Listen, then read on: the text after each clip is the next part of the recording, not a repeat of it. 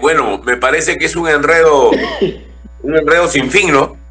O sea, el problema está en tanto en el proceso electoral mismo que está atravesando por una serie de vetos a candidatos, persecuciones políticas, segundo, con problemas muy serios en cuanto a los resultados, ¿no? Que cada vez está más claro que han hecho una ley electoral que va a llevar a muchísimos problemas, ¿no? Entre ellos el principal es que por el afán de salir elegidos los congresistas actuales han terminado creando un Senado con enormes poderes, inusitado, que cambia prácticamente el régimen constitucional del Perú de una república presidencialista a una parlamentaria de manera definitiva, ¿no? Entonces, me da la impresión de que va a haber dificultad para que la gente sepa por quién votar, va a haber dificultad para hacer la campaña y no van a estar en línea todos los candidatos que deberían de estar, ¿no? Hay una campaña fuerte, por lo menos se siente, es por estos no. ¿Cree que sea efectiva? Mira, sí, pero resulta que hay gente que con esa misma campaña está aprovechando para meter a partidos que no tienen nada que ver ahí, ¿no? O sea, incluir a partidos democráticos entre aquellos por los cuales no hay que votar es un acto de extremismo que es censurable. Pero sí, es una campaña que yo creo que va a resultar. Lo que pasa es que puede llevar a la abstención generalizada en algunos lugares del país, ¿no? Y no a una solución. Por eso es muy importante. Pero cuando te dicen por eso no, es por eso que tienen hoy representación parlamentaria. Pero hay varios, si tú te fijas, hay varios avisos en los cuales se está incluyendo un montón de partidos que son nuevos. No a los partidos, no solo a los partidos tradicionales, sino que están en el Congreso, sino a aquellos que no están en el Congreso también. Entonces ahí hay, bueno, ya, pero yo creo que básicamente la gente sabe que es el fujimorismo, es Alianza para el Progreso, es Podemos, es Perú Libre, es Renovación, es Avanza País, es Somos Perú, es Acción Popular. Son partidos que hoy tienen representación en el Congreso de la República y que no han estado a la altura de marcarse de las situaciones de gobierno que se han venido llevando adelante. Sí, claro. Lo que pasa es que esta elección vamos marcados por el sello genético de Dina Boluarte, ¿no? Que además está caminando libre todavía por las calles del Perú. Y eso tiene una especie de maldición gitana, ¿no? Que hace que las elecciones estén cargadas de vetos de una señora como Patricia Chirinos, que seguramente no va a salir reelegida, que ha vetado, prácticamente ha estado conduciendo la sanción a muchos políticos del Perú para que no participen en las elecciones. Y se viene una sobre Roberto Sánchez también, parece ser, el presidente de Juntos por el Perú. Y hemos visto lo que ha pasado con tu paisana Betsy Chávez, que en medio de un proceso judicial tiene que tomar la decisión de asilarse por una persecución política. O sea, no es un clima de una elección. En una elección siempre hay una amnistía. Siempre se libera a los que están perseguidos por razones políticas, o por lo menos se afloja en cuanto a ese tipo de cosas, porque se trata de dar un clima de tolerancia democrática, ¿no? Pero uno dice, ¿qué hacen todos estos que están encausados por diferentes delitos y además han creado 50 leyes para proteger al crimen, que ha elevado la tasa de criminalidad con este Congreso desde el 2001? ¿A cuánto crees tú? Desde solamente unos 200 casos de sicariato a 5.600 más o menos, que debemos estar acercándonos a esa cifra. Ya, pero, a ver, los sectores de izquierda se le han hecho fácil a los sectores de derecha en el país para que se armen su gobierno, su proceso electoral y terminen siendo hoy arrasados, siendo o censurados o proscritos por ciertos sectores políticos de nuestro país. O sea, Betsy Chávez sale huyendo del país. Sale huyendo del país. ¿Cómo sale, pues? Yo discrepo de eso. ¿Por qué? ¿Por qué? Porque no es un delito que uno busque asilo. No lo es. Ya. De ninguna manera. Y tampoco es huir, buscar el asilo, cuando tú sientes que te están abrumando en un proceso político, judicial, que tiene como meta estigmatizarte y liquidarte en cuanto a tu actividad en el país. Ella dijo que no se iba a ir. Ella dijo que iba a afrontar el proceso ella dijo que no tenía miedo y que era la Rigoberta Menchú de Perú.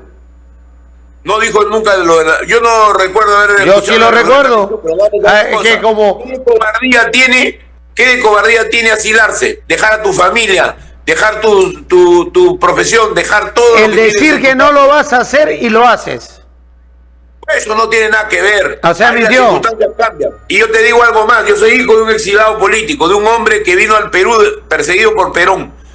Y Aya de la Torre lo trajo a él y a 33 de sus compañeros de la Unión Cívica Radical. Ser asilado para mí, por lo menos, y yo respeto tu opinión, para mí no tiene nada de cobarde. Ser asilado es una forma de proteger tu vida y creo que eso está bien, ¿no? Yo no le he dicho cobarde, yo estoy diciendo que no está cumpliendo su palabra. Pero eso es decirle mentirosa, ¿no? ¿Y qué dijo pues entonces? No me voy a ir, voy a afrontar el proceso, voy a luchar acá, te dejan libre y te terminas asilando. Fernando, la dejan libre, pero a 48 horas ya sabía ella que iba a ser detenida nuevamente. ¿Por obra de quiénes? De la gente que la odia, entre ellas todos los que siguieron a Dina Boluarte para que estuviera en el poder. Por eso es lo que por eso es lo que yo le decía. Sí. Es lo que yo le decía al principio, pues. La izquierda le ha hecho fácil a la derecha y a estos sectores todo esto. Porque desde que ingresaron, ¿qué? O sea, ¿qué hacían en Zarratea recibiendo coimas? Y no gobernando en Palacio. ¿Qué hacían en Zarratea? ¿Qué hacían en Zarratea? ¿Qué hacían en Palacio cueteando ministerios? Yo no estaba en Palacio ni tengo nada que ver con eso. No lo digo por usted, hablo de la izquierda. ¿Qué hacía eso? Tampoco la izquierda, porque acá hay que reconocer un gran error cometido a partir de que Perú Libre tuvo la mano para poderse meter en el gobierno. Yo ahorita no voy a defender la gestión de Pedro Castillo porque tú sabes bien lo que he dicho yo siempre sobre ese proceso y que yo incluso estuve involucrado en el proceso electoral y luego cuando hubo las matanzas de Puno y Ayacucho simplemente rompí totalmente todo vínculo. Pero quiero decirte lo siguiente, uno como periodista tiene que tener la claridad de ver que a veces hay condiciones de las personas que uno conoce o entrevista o son parte de la realidad política de un país que son de indefensión frente al abuso de la política. Yo jamás voy a estar en contra del asilo de alguien porque soy hijo, te repito, de un asilado que permaneció en este país, en el Perú, como su segunda patria durante 47 años. Mi padre era argentino, era un político destacado en Argentina, tuvo que irse a presidio 3 años por obra de Juan Domingo Perón. Así que yo creo que ese es un hecho que para mí me lleva a una obligación moral, definitivamente respecto a la persecución política que hay a través de los procesos judiciales. Sin embargo, yo creo que no es la esencia del proceso electoral. Además, la izquierda está dando sorpresas en todo el mundo y no necesariamente en el Perú va a terminar liquidada. Cuidado, porque hace pocos días ha venido al Perú el señor Bannon, un representante del señor Trump, y que ha estado en una reunión con el propio presidente de la República. Yo lo revelo en un artículo que refleja el intento de Estados Unidos de meter la mano en esta campaña. ¿Por qué? Porque Porky y Keiko están en emergencia. ¿Se me está escuchando? Sí, perfecto. Ya. Porky y Keiko están en emergencia por el rechazo popular. Y esto lleva a que haya una sistemática intención de producir cambios en ese proceso por parte de Estados Unidos, porque ellos están perdiendo la presencia que tienen en Perú. Y han venido y están a punto de crear un nuevo diseño de la campaña electoral. Steve Bannon es el hombre que llevó a Donald Trump a la victoria en Estados Unidos, ¿no? En la primera vez que él postuló, muy poderoso, dirige toda la derecha católica que está vinculada al presidente Trump. Y creo que eso es un elemento que marca, la manera como se quiere manejar la campaña electoral, como se ha intervenido en la campaña de Ecuador, se ha apoyado la de Bolivia económicamente, y es parte del proceso en el cual, contra tomar determinadas riquezas naturales, se quiere ganar los gobiernos por la vía pacífica, ¿no? No es Venezuela, es un caso distinto, ¿no? ¿Y cuál es la fuente que usted maneja sobre la presencia de Bannon en Perú? Porque yo no había leído su nota que ha revelado, ni tampoco le he leído en ningún medio de comunicación con su presencia o acciones desarrolladas en el país. Bueno, lo que pasa es que Bannon ha llegado secretamente y yo me he enterado de esta reunión por un informante que ha estado en ella, que está vinculado a Hernando de Soto. O sea, aquí hay un tema de que esa presencia ha sido, digamos, una presencia secreta, absolutamente discreta, ¿no? Y yo he tenido el acceso directo a la información de una persona en quien yo, su testimonio, confío mucho. Además, me ha sido ratificada por otros participantes, ¿no? Ya, o sea, usted me confirma que Bannon ha estado en Perú. Sí. Ya, lo cual estaría muy mal porque, digámoslo, es la injerencia de una persona extranjera dentro del sistema político peruano, que digamos, no es una persona que viene como un consultor, como generalmente se trae consultores, es alguien que trae financiamiento, capitales y busca influenciar y cambiar el sentido de un proceso electoral, como lo pueden hacer también de los sectores de izquierda, porque, digamos, cuando ha habido elecciones en el país, ¿cuántas veces ha señalado al chavismo o al madurismo de haber influenciado a Evo Morales en la campaña electoral y sacan y especulan con el tema de maletines y bolsas y todo lo demás? Lo de los consultores no está, creo yo, limitado a la nacionalidad, pero sí la influencia económica que puedan tener en una contienda electoral, y eso estaría mal con esta noticia de la presencia de Bannon en el Perú. Mira, yo diría lo siguiente, recuerdo lo que ha pasado con Milei, ¿no? Le han prestado a su gobierno 20.000 millones de dólares y han difundido eso y lo han usado a través de las redes de Estados Unidos. Ha estado haciendo la campaña, sí, y han convencido a la población que ya estaba en una posición polarizada para que haya esta aprobación. Y la población, en medio del pánico, también ha sido inducido a votar por Javier Milei, por lo menos en varios lugares parece haber pasado así, y de una casi segura derrota pasamos a un cambio en la situación electoral. O sea, yo creo que aquí, además, ¿a cambio de qué? A cambio de que él entregue varios yacimientos petroleros, gasíferos, una serie de recursos naturales. En el Perú está por pasar lo mismo. Se descubre en el norte, bajo el gobierno de Boluarte, se descubre en el norte petróleo y le dan inmediatamente el derecho a la compañía Chevron, sin nadie conoce el contrato, para poder iniciar las exploraciones. ¿Ante qué estamos? Luego se hace una base de la NASA que no hay problema de tener, nosotros no vamos a pelearnos con Estados Unidos, pero la base de la NASA era para poner cohetes de tipo climático, para poder lanzar satélites de verificación de la situación del clima. Y resulta que ahora eso se está volviendo una base que probablemente va a tener una base militar de los marines para protegerlas. Con ese pretexto, por primera vez en la historia del Perú, tenemos una base militar en forma, porque lo que ha habido hasta ahora eran solo bases antidrogas, ¿no? Luego se lleva a que se quiere contraponer a Chancay el puerto de Paita, con un acuerdo exclusivo con Estados Unidos para la exportación de alimentos. No sigo porque y el puerto de Corío ya se llama ahora Puerto de las Américas. ¿Quién le puso el nombre? No hay que preguntar. Definitivamente ahí hay capitales americanos que van a entrar. Entonces el problema del Perú es que no nos metan en el lío entre China y Estados Unidos. Eso es lo que interesa, que tengamos independencia y autonomía. Pero estos gobiernos títeres que estamos teniendo tan débiles no están en condiciones de contraponerse. Y por eso preocupa que el presidente de la República, José Gerí, haya estado presente en esa reunión, que ha sido, claro, informal, no ha sido en Palacio de Gobierno, etcétera, pero que no cabe pues en un mandatario como él, que tiene ahora muchas expectativas por parte de la población. En todo caso, las riquezas naturales y la soberanía del Perú están en juego claramente, como le estarían si los chinos se estuvieran metiendo en las elecciones peruanas, ¿no? Como cualquier otra potencia. Sí, pero Gerí no tiene tanta influencia hoy como la puede tener el Fujimorismo o López Aliaga, que son los representantes más exponenciales de estos sectores que sí entregarían y darían las concesiones de nuestro país. Mira, lo que pasa es que él tiene en la mano decidir si sigue o no con lo que Dina Boluarte había planeado. O sea, porque la prolongación del mandato de Dina Boluarte también tiene que ver con la renovación de licencias mineras que se tiene que hacer en los primeros meses del próximo año. O sea, concesiones mineras muy importantes. Entonces, ¿eso lo va a decidir Keiko o el Congreso? Perdón, disculpe. ¿Eso lo va a decidir el Keiko y el Congreso? No, pero hay un tema acá, Fernando, que tanto López Aliaga no gana en provincias.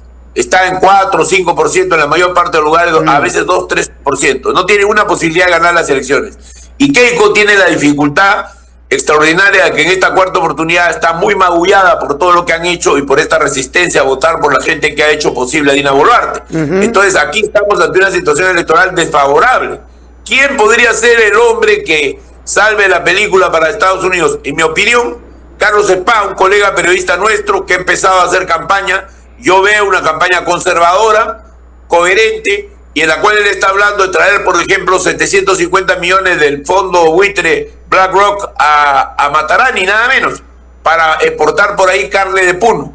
En fin, tiene una serie de proyectos y es un hombre que nadie lo puede acusar de corrupto. Fernando Spa es una persona que, sin embargo, no tiene partido, tampoco tiene gran articulación, pero parece que los norteamericanos están por irse por una candidatura así, arriesgar eso, porque no ven posibilidades a los otros dos candidatos de la derecha. O sea, que la derecha está peor que la izquierda. O sea, a la izquierda se le persigue, no tiene candidatos fuertes de verdad, es probable que no gane la elección o la gane después de una batalla campal, pero creo que aquí hay que recordar de que es importante saber que la derecha está realmente en un desarreglo total, ¿no? Ya, pero a ver, por izquierda, ¿hay izquierda? Yo creo que sí. Es un movimiento social, Fernando, no es no son un partido necesariamente. Pero es que ese movimiento social tiene que votar por un partido. ¿Cuál es el partido o cuáles son los partidos de izquierda? No es igual, ojo, la representación electoral a la cultura que hay de votar por la justicia social, votar por los intereses regionalistas, votar por todo aquello que estas fuerzas conservadoras que hay en el Perú no están dispuestas a votar. Y votar por una actividad de mercado que esté combinada necesariamente con la necesidad de justicia social. Entonces yo creo que aquí hay, sí, aspiracionalmente, un grupo importante de votos que van a estar en manos de diferentes grupos de izquierda. Un error haberse dividido, un error haber hecho las combinaciones que se han hecho. Pero yo, por ejemplo, veo que Alfonso López Chao probablemente va a destacar en la campaña. De todas maneras, va a arrastrar una parte del voto izquierda. Probablemente el partido de Juntos por el Perú, que iba a llevar a Betsy Chávez, iba a llevar a una serie de candidatos del sector castillista, va a llevar al propio Pedro Castillo, definitivamente tiene una posibilidad electoral también. Yo paro de contar, yo creo que son acotados los grupos que podrían tener un resultado electoral favorable. Ya, mire, ahí está Perú Libre, ahí está Juntos por el Perú y está el partido de Verónica Mendoza. Dentro Perú Libre sacó pésima votación. Pero tienen inscripción. Y está Juntos por el Perú con Sánchez y van a inhabilitar a Castillo y van a inhabilitar a Betsy Chávez, no van a estar en la contienda. Y y está a la Noca por el otro lado porque ya no está Bermejo, que ahora lo relaciona con el tema del terrorismo. Pero el voto del movimiento social, hoy ya vemos de un movimiento que viene del sur principalmente, por eso Renovación y el Fujimorismo se han ido por el voto del norte y no vienen al sur, luego lo que le pasó a Batters en Puno. Ese voto del movimiento social no necesariamente es de izquierda. Ese voto del movimiento social ha votado por Toledo, ha votado por Humala, ha votado por Verónica Mendoza, ha tenido una serie de vaivenes. Pero es progresista, ¿no? Pero discúlpame, sí, pero discúlpame, ese voto fácil se puede ir con Vizcarra. Ese voto fácil, se puede ir con el que empieza a subir como la espuma y representa lo contrario a lo que es Lima y mete su tercio y mete a uno en segunda, pero no necesariamente izquierda, pero fluctuando y moviéndose en ese sector. La CIDH, la Comisión de Derechos Humanos, tiene en sus manos la elección del Perú. Ante la situación el asilo de Chávez, se está produciendo ahí una discusión. Si Vizcarra tiene un problema legal, ¿no? Sí, claro, puede terminar en la cárcel. No prospera, yo creo que él gana las elecciones del Perú, sin mayor dificultad, porque él arrastraría el voto de los descontentos en una segunda vuelta, claro, definitivamente. Porque fue el que le cerró el Congreso, y que les dio bonos, pero más allá de eso, igual el hermano está posicionado. Por supuesto, por eso te digo, pues ahí hablamos de un factor electoral desconocido. Para que nos demos cuenta, don Julio, de cuán grande es la grieta que hay en el país, que puede sacar al titular y el hermano puede ser presidente. Es que hay un rechazo total a la partidocracia y a esta gente que ha hecho viable un gobierno como el de Dina Boluarte, que a pesar del odio popular, de su ineptitud, ha terminado arruinando la República y no significando otra cosa que lo que estamos viendo ante nuestra... Y creo una cosa importante. Creo que Gerí ha hecho un ingreso interesante al ruedo. Parecía que fuera todo ficción, pero ha tomado algunas medidas que son sumamente importantes. Yo no digo que él va a ser el gran presidente, un Ramón Castilla, pero yo creo que ha hecho lo correcto, que es atender el tema de la seguridad de alguna manera, y eso está despertando simpatías y en la población está despertando la voluntad de poder tener un cambio en el país de alguna naturaleza que alivie la crisis de seguridad. Las medidas sobre las cárceles que van a tomar, que es construir la DEICA, medidas sobre la policía, que son las más importantes de mi juicio, que es el regreso del coronel Reboredo, a quien había deportado JJ Santibáñez, lo había mandado de agregado policial, imagínate, a Chile. El general que está a cargo del Ministerio Interior, si bien llegan tarde porque tienen un problema grave con la policía y van a tener que bregar 3 o 4 veces más que lo hubieran hecho con un buen cuerpo policial, sin embargo tienen la posibilidad de hacer algo ahí. Por lo menos a la gente le da una nueva esperanza. Ya, pero ahí yo quisiera aprovechar su condición de periodista y de publicista. ¿No cree que es más publicidad que efecto sobre la realidad? O sea, puede llegar a la gente publicitariamente, en imagen, pero no llega efectivamente a tener un golpe contundente contra la criminalidad y el orden en el país? Mira, en toda la publicidad y en toda la comunicación todos sabemos que hay efectos difusos. Es decir, a veces tú no estás logrando el objetivo todavía, pero solamente el efecto emocional en la gente hace que se produzca una cierta simpatía. Yo no digo que esto dure, porque si no hay resultado la gente se viene en contra también, y eso ya haría una total anarquía del Perú. ¿Cómo? Pero creo que para el momento a mí me ha sorprendido. Sí, pues ha hecho una simulación, ¿cómo se llama? Postulándose como una especie de Bukele, pero por lo menos en Lima, que es donde yo estoy viviendo, se ve resultados de que hay una atención al tema.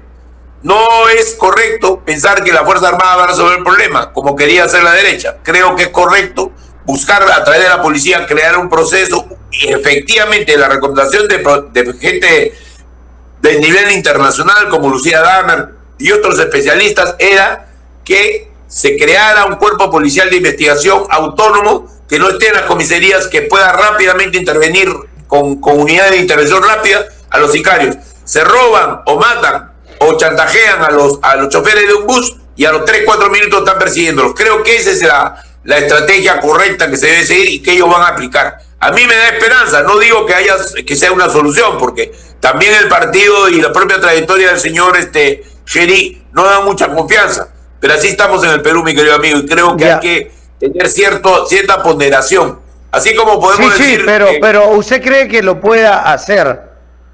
Tenemos la imagen del presidente, pero abajo tenemos sí, a los mismos generales que estaban con Dina Boluarte, al mismo jefe del INPE. O sea, ¿cómo yo puedo hacer...? A todos ellos. Ya esto está, lo sé por información así de... van a salir todos. Los generales de Audi... Exacto. Que la policía, eso no lo pueden sacar ahorita, si no tiene que salir con los ascensos. El presidente dice ayer, el plan de seguridad nacional no sirve. Entonces yo me pregunto, ¿quién lo hizo? Lo hicieron estos generales. Lo aprobaron estos generales. El INPE, además, ha mostrado alto nivel de corrupción y sigue el mismo jefe. O sea, lo tienen que sacar de manera inmediata. Eso sí es. Yo estoy de acuerdo contigo, sino lo que te quiero decir, no estoy defendiendo a Gerí como a ciegas, no. Yo le estoy preguntando, mi pregunta es básicamente por su experiencia periodística y de publicidad sobre él, básicamente.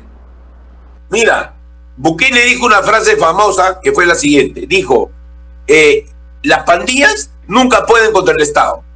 Y yo creo que esa es una realidad. Si el Estado se decide organizarse, es un Estado grande, es un Estado con poder, tiene plata, y si tú creas las condiciones para que la corrupción no se devore los fondos, como ha ocurrido ahora, sabemos que la policía se ha estado robando en la policía 30 años y no tienen ni cascos, ni tienen escudos. Entonces, si tú cambias esa situación, por lo menos inicialmente, y permites que esté financiado la inteligencia, que esté financiada la persecución a los delincuentes, tienes para tener resultados, porque ya acá, por ejemplo, tenemos en el Perú cámaras de identificación a través del DNI de las personas que están en la calle. O sea, ya hay elementos que permiten saber y perseguir al delito y saber los delitos que se cometen de manera inmediata. Lo que falta son unidades de intervención rápida, coherencia en las investigaciones, que no se corrompan, que no haya comisarías donde se colabora, como se ha demostrado con las 3 o 4 comisarías del Cono Norte y Lima, con el monstruo, que no hay lugares donde construyes una comisaría como se ha hecho en Chiclayo, en el barrio más lleno de delincuentes, que para robar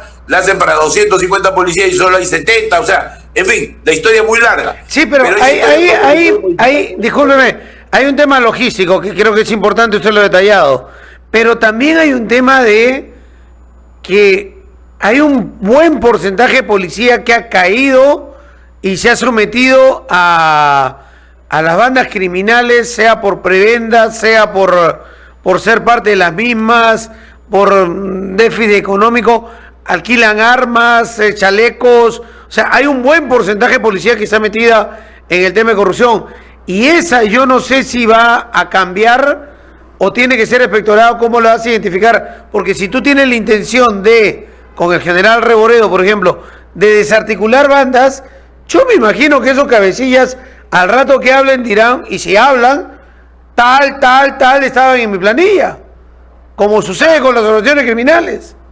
Claro. Mira, yo creo que hay que hacer lo que se hizo en Colombia. En Colombia no se podía ni con el narcotráfico ni con la guerrilla hasta que vino el general Naranjo, un gran jefe policial, y él echó a la mitad de los policías, pagándole su jubilación, que costó al Estado, pero fue mejor tenerlos fuera que tenerlos adentro. Eso hay que hacer en el Perú, definitivamente. Y otra cosa, eliminar las escuelas policiales que creó la señora del partido aprista, que fue ministra del Interior, Cabanillas, Mercedes Cabanillas, hace varios años. Creó 22 escuelas. Esos son un verdadero desastre. Y por ahí se están infiltrando los delincuentes a la policía. Y encima, yo no sé si tú sabes, que un policía para ingresar tiene que pagar plata. Claro. Claro. Hasta su cama. ¿Dónde se ha visto eso? Por Dios, es una vergüenza total. Habiendo presupuesto, se roban el presupuesto y no le dan a la gente que tiene que ingresar lo que necesita para poder ser un policía desde el primer día que pisa la escuela. Y las escuelas son un desastre. Son las escuelas superiores que pagan menos en el país a los profesores. Así que eso tiene que cambiarse radicalmente. Dejar una media docena de escuelas que permitan que la policía tenga calidad en su formación. ¿Y qué hacer con los migrantes? Bueno, hay que deportar a aquellos que estén en la delincuencia. Pero mira, el problema de los migrantes se resuelve estando claro en que la mayoría no están con la delincuencia. Puede haber, según el cálculo policial, más o menos entre 10.000 y 15.000 venezolanos que están metidos en esto y colombianos, ¿no? Pero, ¿qué es lo que se hace y se puede hacer? Ellos viven en barrios que son conocidos. Su propia gente lo va a delatar si cambiamos la política hacia la migración venezolana, permitiendo mucho más facilidades para que puedan ser asimilados en muchas carreras que esta gente tiene, que han sido bien formados en su país y que serían muy útiles al país, dándoles mayores oportunidades también como a los peruanos, de manera que podamos integrarlos al país.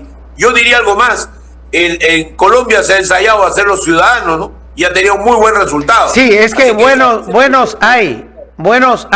El problema es los que llegan al país como exención de organizaciones criminales y que se injertan o asocian o vienen a derrocar a otras bandas criminales peruanas con otras estrategias.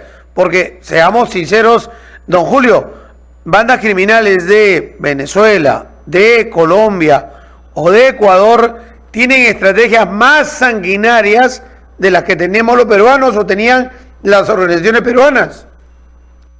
Mira, ya se ha producido además la transferencia de tecnología criminal a las bandas peruanas. No te olvides que el monstruo es un producto bien peruano, ¿no? A la chacra, es un tipo improvisado y todo, pero vaya, que armó una tremenda organización criminal. Pero eso es suplicar lo que hacen en Ecuador, Colombia y Venezuela. O sea, el seguimiento, la familia, la información, la casa, el teléfono, el mensaje, la foto, el video, la extorsión, el dejarte balas, todo, o sea, viene de una forma como operan en otros lugares, traída y armada a la peruana. Claro, hay una transferencia de tecnología criminal. Y además, otra que no te olvides que el Perú es un país donde hay enorme cantidad de hackers. Hay enorme cantidad de gente especializada en computación. Hay enorme cantidad de gente, jóvenes con habilidades que son útiles para la criminalidad. Entonces, y un Estado totalmente inútil, en controlar la información.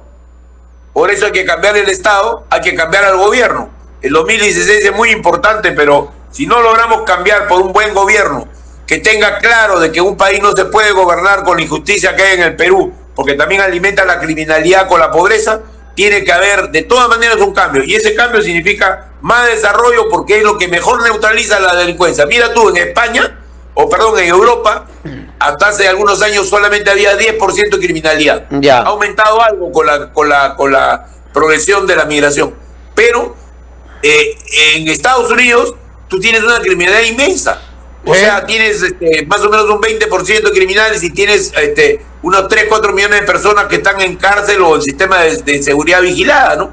Entonces tú dices, ¿por qué? Porque el sistema no tiene salida para mucha gente de la sociedad. O sea, tiene que haber una solución política, represiva, extrema, incluso con los delincuentes que dirigen bandas, pero a la vez tiene que haber una capacidad de poder influir en esos barrios pobres donde está germinando la criminalidad, por efectos de que muchos jóvenes son ninis y muchas familias no tienen recursos y la criminalidad se vuelve un sistema. Bien lo que dice en un brillante libro Lucía Damer, una peruana que ahora es ciudadana chilena, que ha escrito respecto a decir de que en realidad se trata de un estado permanente de crimen y que ha creado lealtades, economías que hacen que la mayor parte de la gente en muchos lugares de los países, sobre todo en lugares con la geografía del Perú o de México, se produzca ya una especie de república aparte del país y que es una república criminal que funciona con jefes criminales con su propia lógica, ¿no? Claro, ahora, pero me hablaba usted de que el gobierno que viene tiene que trabajar el tema del crecimiento, ¿no es cierto? Pero con ese crecimiento venimos hace ¿cuánto tiempo? Desde la época de Toledo, ¿ah? Porque cuando cae Fujimori estábamos en caída, viene Toledo, estabiliza, García aprovecha y crecemos. Pero ¿sabe qué? Solamente hemos trabajado ese tema de cifras en lo macro y no en lo micro. Así y es. Siempre la riqueza ha estado distribuida arriba y no abajo. Y por eso es que hoy no hay oportunidades para los jóvenes. Claro, que Toledo dijo, ya está chorreando, ¿no? ¿Chorreando qué? No era nada, en realidad. Sirvió para indignación más que para satisfacción esa palabra de Toledo. Pero eso no llega a la gente. No llega el crecimiento económico. La gente no vive de decir el PBI creció tanto. No, la gente vive de cuánto saca al día. Y tienes una presidenta que te dice, tú puedes vivir con 10 soles. Mira, yo creo, Fernando, que la situación es tan grave que el Perú tiene que tomar medidas drásticas. Te voy a decir una en términos de desarrollo. Estos yacimientos petroleros del norte probablemente en 2 años podrían estar activos, ¿ok? Porque se sabe que ya hay una enorme cantidad de petróleo en Lambayeque y Tumbes. Pues bien, debería crearse lo que se hizo en Noruega, un fondo social que va a ser parte. Mira, en Noruega son 78% de lo que produce el petróleo se destina a la actividad de tipo social, es decir, se paga la pensión de todos los noruegos y se pagan ciertos gastos selectivos de la educación. Si se hiciera un fondo fiduciario, se llama, un fondo que tiene un programa mensual anual o quinquenal para aplicar esos fondos a determinadas obras, pues eso funciona. Eso se hizo en el caso del gas de Camisea para compras a las Fuerzas Armadas. Yo fui autor del proyecto cuando trabajé en esa oportunidad en la Comisión de Defensa y logramos 500 millones de dólares anuales que transformaron las Fuerzas Armadas del Perú, que no tenían ni submarinos, no tenían fragatas, no tenían elementos básicos. Entonces, hay que aplicar la experiencia internacional, hacer que la riqueza natural de pague en la cuenta de un estado de bienestar, estaría, a mi juicio, en la línea de lo que tiene que hacer un próximo gobierno si queremos bajar la criminalidad. Y segundo, reforzar la policía con un criterio muy importante, que es el criterio de que debe tener recursos técnicos avanzados, a la vanguardia. Y yo diría que acá no basta con la ayuda solamente de los estadounidenses, se necesita policías con experiencia de otros lugares del mundo y un acuerdo sobre 2 cosas claves. Un acuerdo internacional sobre las drogas que acabe con el flujo de drogas. Y una manera, en el caso del Perú, podría ser tomar medidas radicales respecto a la coca, que no es perseguir a los que la producen, es convertirla en algo que económicamente no produce y terminar por capturar todo ese sector que está produciendo coca y volverlo un productor de otros productos. Eso eliminaría una fuente importante de la violencia en el Perú y definitivamente se ha hecho en otros países y se puede hacer acá. Además, en el caso del sicariato, amigo, la receta se conoce.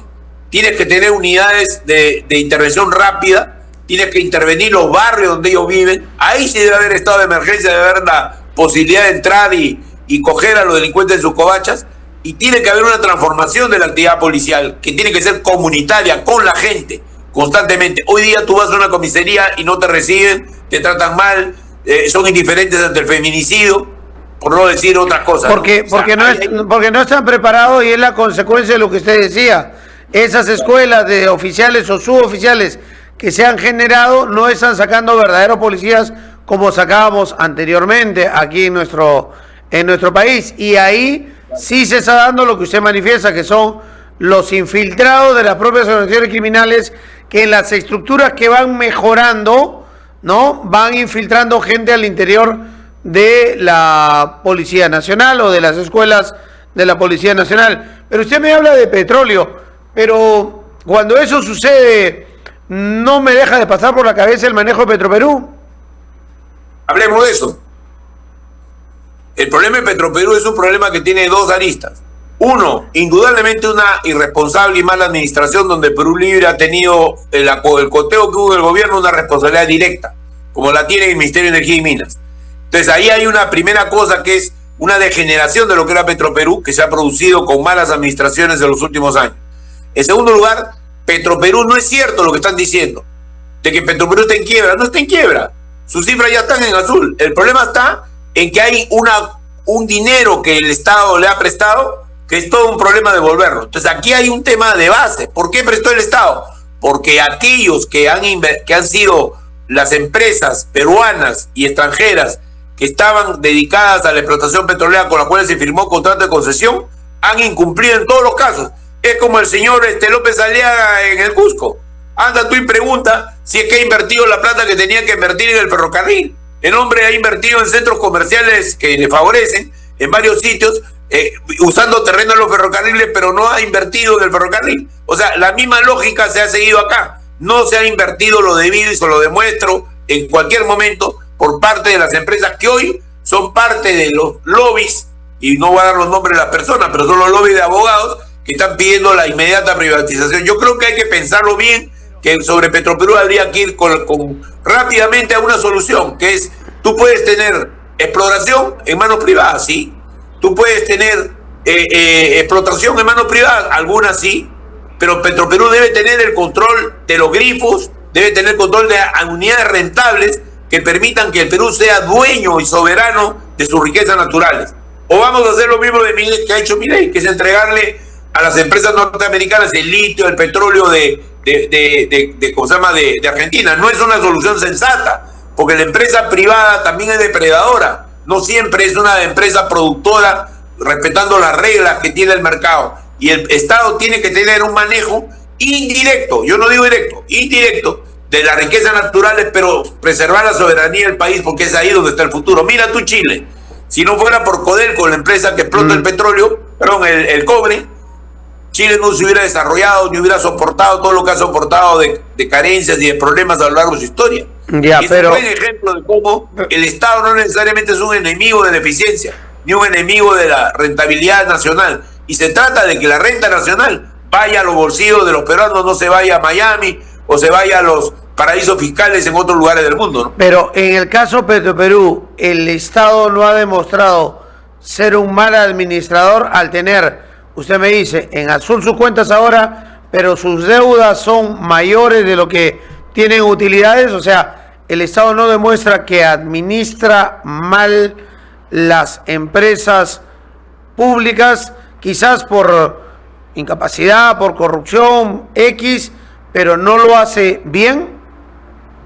Mira, yo creo que aquí hay una discusión válida, porque los árabes manejan con su Estado los recursos naturales. No, por eso le decía, por eso disculpe que le interrumpa, por eso le decía Estado peruano, porque usted me manifestó Codelco, y es un caso que vale la pena reconocer, pero el Estado peruano, digo yo, la capacidad del Estado peruano para poder manejar o administrar empresas públicas. Hay ingenieros petroleros probos que se han formado en Petroperú, hay ingenieros petroleros especializados que están en otras empresas en el mundo, y la receta en el mundo es la siguiente. En muchos lugares el Estado ha sido un eficiente gestor de la riqueza petrolera por la importancia que ha tenido. Efectivamente, hay problemas en muchos países y hay que saber qué actividades tú puedes privatizar, y lo que no puedes privatizar es la soberanía sobre esos recursos. Si tú le entregas a una empresa el 51, el 60% de la riqueza petrolera del país para su libre disponibilidad, vamos a terminar como todos estos concesionarios, pues. Todos estos patas que han recibido concesiones y luego se consideran los dueños privados de ellas. Claro, yo eso no se lo niego, yo no estoy de acuerdo con las privatizaciones. Lo que cuestiono es que administramos mal las empresas que tenemos. Totalmente de acuerdo, pero tú dale la administración y la auditoría y todo a agentes externos y vas a tener tú un resultado óptimo. O sea, ¿y por qué? Las empresas peruanas se gestiona bien, y no se tiene que gestionar mal. Se gestiona mal porque el señor José Ron, por ejemplo, ha estado nombrando al gerente general de Petroperú y ha estado nombrando a funcionarios claves también en el Ministerio de Energía y Minas en el área de control de daños ambientales. Y ahí sencillamente el resultado es desastroso. Pero el problema no es solamente el gobierno Castillo, eso viene desde hace décadas, que se viene acumulando. Con la cual hay que negociar para que se jubilen la mayor parte de ellos, porque ya no están en edad de trabajar o trabajan a ritmo lento. O sea, para muestra un botón, se jubila un trabajador y puede dejarle el puesto a su hijo. Eso ya está, eso debe ser interrumpido de manera inmediata. O sea, aquí en Sedapal, que también se hace lo mismo. Claro, o sea, eso es delincuencial en realidad. Yo puedo respetar todos los derechos laborales de un trabajador, pero eso no tiene que ser permitido. O sea, hay muchas cosas que se supone que trabajan para los peruanos, no para aprovecharse de la riqueza de los peruanos. Totalmente de acuerdo, pero es una práctica que se ha seguido en muchos lugares del mundo, ¿no? Y me parece completamente equivocada. No, sin ir muy lejos, en Inglaterra, ¿no? Margaret Thatcher acabó con esa herencia de los puestos de trabajo en las minas de carbón. En fin, yo te diría lo siguiente. Primero, un Estado honrado puede derrotar la delincuencia y puede explotar bien el petróleo. Un Estado en manos de honestos, un Estado en manos de capaces puede lograr que la renta petrolera o la renta del cobre o la renta del litio o de toda la riqueza del Perú se vuelva un elemento de desarrollo, y emposada en un fondo, no repartida así, coteada de una manera a la loca, sin buenos proyectos a las regiones. Tiene que darse a las regiones a partir de una programación con ellos para 5 años. No puede estarse entregando para obras que muchas veces no se van a terminar ni culminar porque falta una serie de criterios de tipo técnico. Así que hay que modificar todo el sistema de obras públicas para que podamos ser eficientes. Y luego, en tercer lugar, tiene que haber un cambio, pues. Si el presidente roba o es sospechoso de robar o cometer otros delitos, sencillamente pues el resto roba más, ¿no? Entonces hay que cambiar el esquema, hacer un esquema de gobierno austero, un gobierno estoico, un gobierno que se base en el principio de servir al pueblo, ¿no? Y creo que eso es posible y va a ser en varios años, no va a ser inmediato.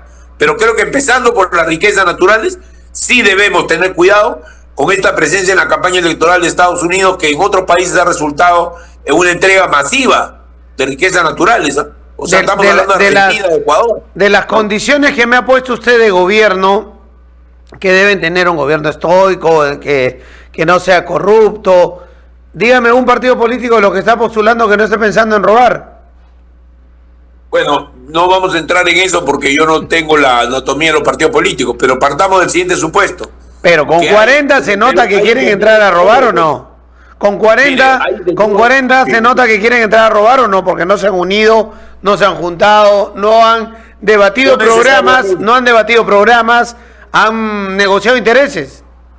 No, yo no estoy de acuerdo en eso. Yo creo que hay algunos que lo han hecho, la mayoría quizás sí, tienes razón, pero yo te diría, por ejemplo, yo creo que una persona como Rafael Belaúnde o Carlos Espada en el espectro de la derecha, o un López Chao, que yo lo conozco bien, no son necesariamente rateros. Ellos no están entrando para robar. No hablo.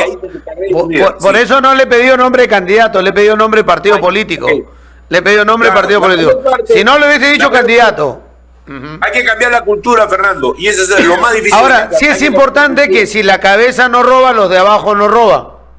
Así es. Sí es importante eso. Ahora, Belaúnde y Spa son más nacidos del vientre de Vargas Llosa, de Libertad. Esa es la corriente que ellos llevan.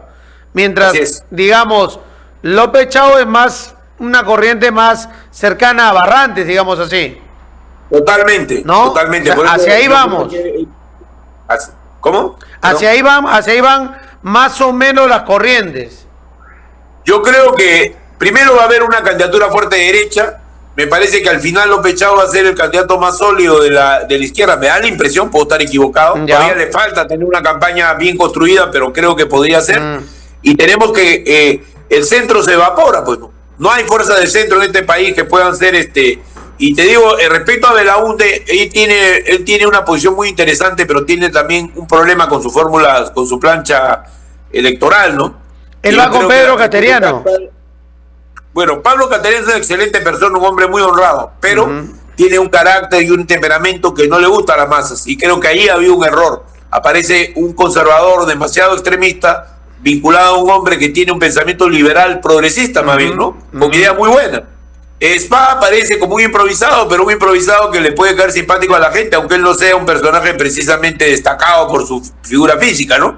Pero efectivamente es un hombre que está haciendo una campaña modesta, pero bastante coherente. Ahora, la gente no vota por ideas, ¿eh?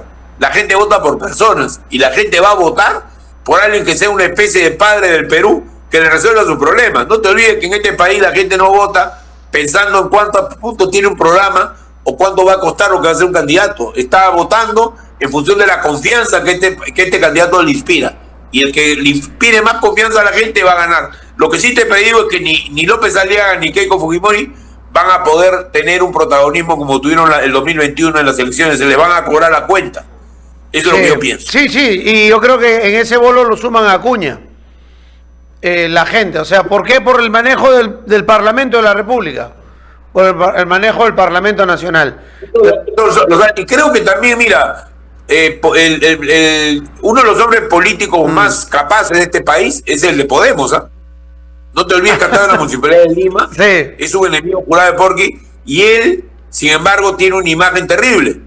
Y esta imagen podría haber variado si hubiera tenido, por ejemplo, libre a este militar, ¿cómo se llama? Que estuvo Urresti.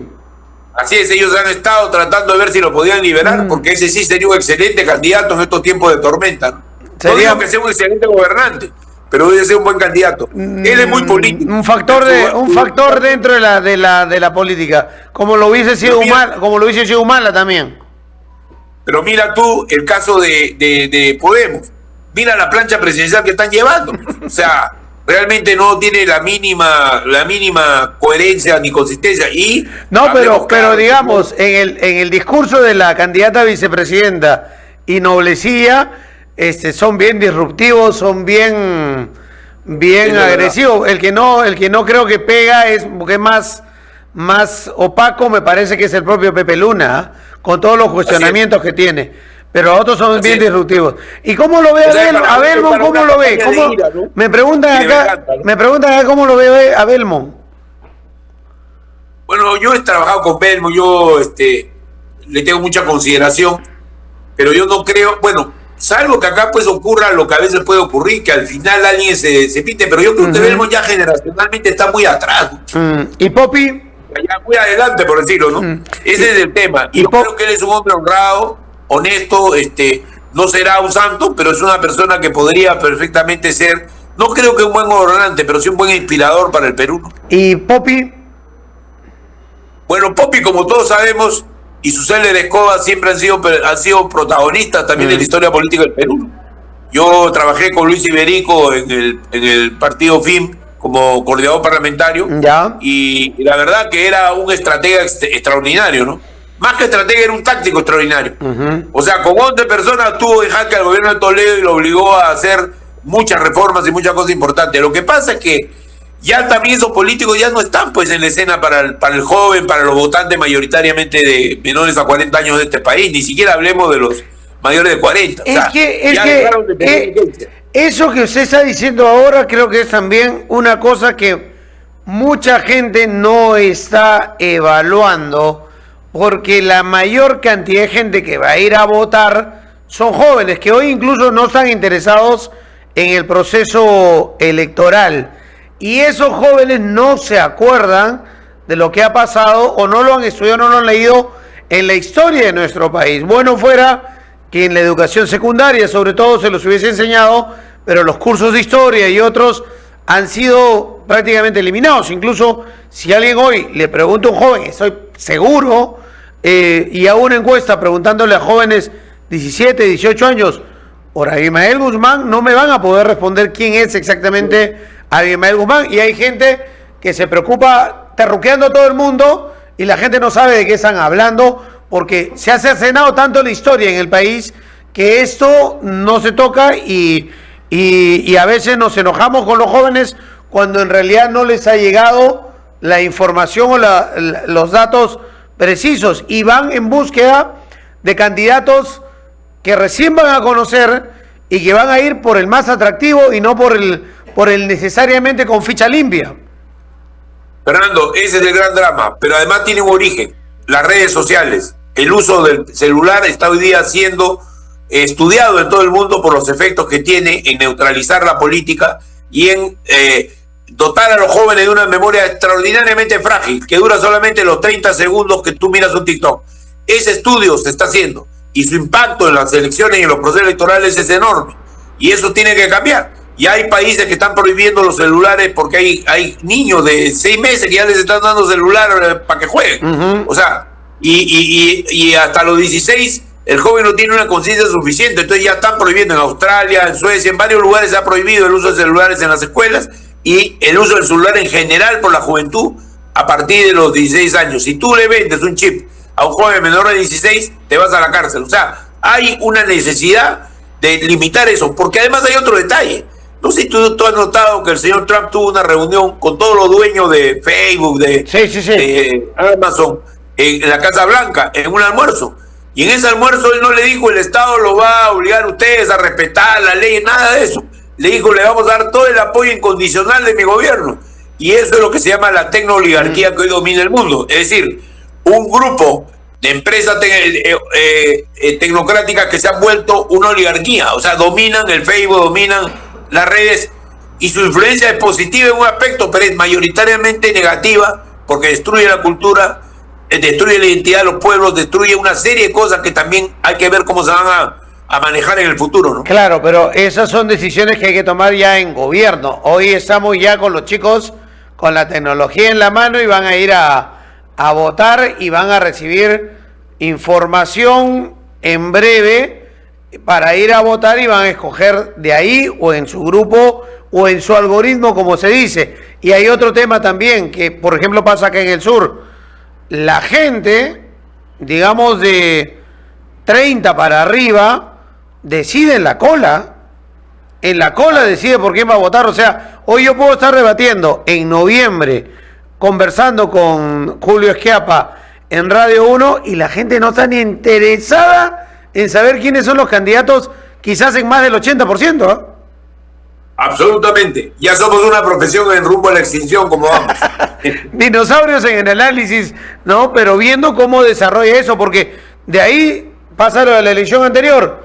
No tiene mapeado a Castillo y Castillo sube y pasa a segunda vuelta. Y luego la gente, luego los grupos se juntan.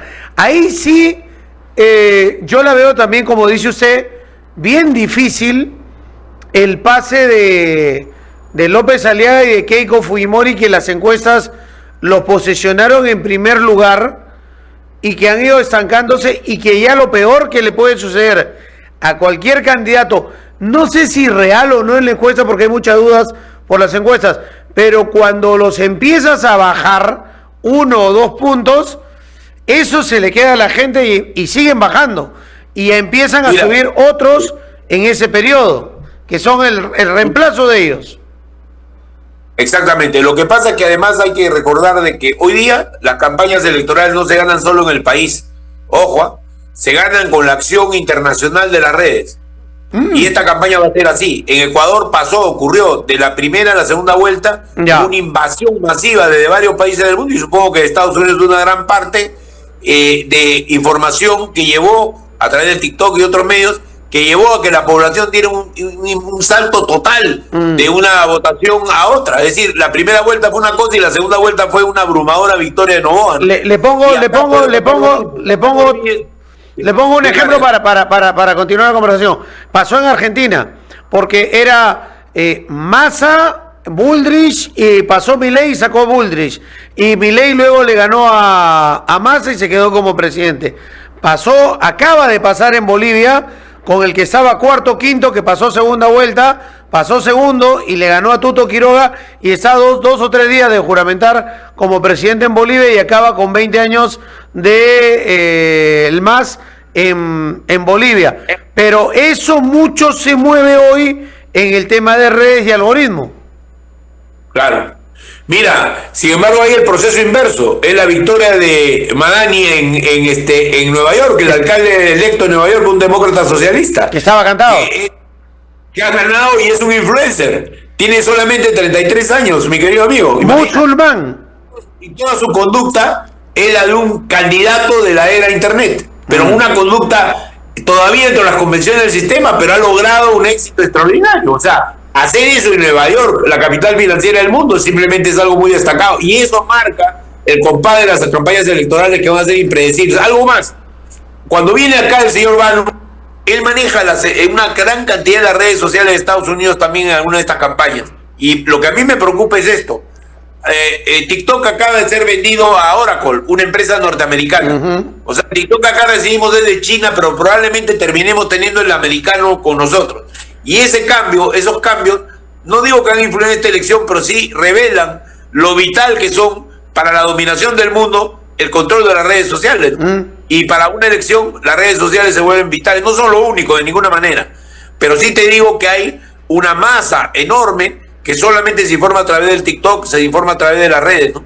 No, es mucha la gente que lo que dice usted del nuevo alcalde de Nueva York, 38 años, joven, musulmán, se considera socialista, con un discurso diferente al tema de lo que hablan siempre los alcaldes de Nueva York, los que hablan de la economía, ¿no? De la gran manzana, hablando de alquileres, hablando de pasajes en el transporte, ¿no? Etcétera, con muy buenos resultados que lo han llevado a obtener el 50%, pero además el segundo, que iba como independiente, que queda con 40%, también era demócrata, solo que iba como independiente. Y el republicano queda en nada. O sea, el sector de Trump minimizado tanto que la gente de Trump ha llamado a votar por el que estaba segundo. Mira, y el Trump llamó a votar por él. Y fue un grave error porque se ha comprado la derrota a él. Y yo creo que hay una cosa que es una realidad importante que debemos sacar de todo esto. No hay personajes invencibles por más dinero que tengan y sean millonarios. Y creo que el gran cambio que se puede producir en el mundo es que pasemos a una nueva etapa de democracia digital, de democracia política y además de socialización, digamos, de las ganancias que tiene la economía frente al intento de convertir a nuestros países o al mundo en un mundo gobernado por las redes sociales, por los dueños de las redes sociales, que es diferente, ¿no? Bueno. Y ese cambio se está dando. O sea, mira tú la edad que tiene Trump, 78 años, casi 79 de tener ahorita, ¿no? Y tienes a uno que tiene, ¿cuánto? 40 años menos que él, o menos todavía, porque tiene 33, o sea, 40 años más menos que él, pero, y sin embargo se dirige en una autoridad con todo el brillo que ha hecho su presencia, ¿no? Y la agresividad con la cual él está cargado para cambiar el sistema, ¿no? Eso es lo que me ha sorprendido, eso es lo que me ha sorprendido del alcalde de Nueva York. O sea, que lo primero que ha hecho lo que me ha sorprendido del alcalde de Nueva York es lo primero que ha hecho, que ha salido directo a mandarle un mensaje fuerte a Trump. O sea, no se ha quedado tranquilo, ha ido de frente a la pelea. Claro, algunos demócratas critican eso, pero en realidad es la única manera de que él represente a toda una población descontenta con el gobierno de Estados Unidos. Porque el otro te trata así. Porque el otro te trata así. O sea, la actitud de Trump es la de pecharte a la mala, ¿no? Claro. Y la mayoría de gente le rehuye o no responde al nivel. Él se ha ido de frente. Bueno, pero Estados Unidos está ahorita en un cambio casi revolucionario, ¿eh? Lo que ha hecho el gobernador de California, que ya lo perfila como candidato presidencial en el año 28, porque él ha resistido. No solo eso, ha metido presos, esposados a unos 10 o 15 tipos de la policía migratoria que estaban atacando un determinado poblado y habían agredido gente, así que los metió presos a toditos. O sea, aquí estamos ante un cambio realmente que está demostrando cómo, a pesar de toda la fuerza que puedan tener estos oligarcas que dominan los países desarrollados, hay un espíritu a favor de la paz y un espíritu a favor de la protección a los migrantes y un espíritu a favor del interés nacional que está muy claramente prefigurado. Los pueblos no mueren, los pueblos pueden pasar por crisis de identidad, de creencia en sus líderes, pero sí hay la fe, y creo que esa fe también está en el Perú, ¿no? Gracias por estar con nosotros, don Julio. Qué ocurrencia. Gracias. Un gusto.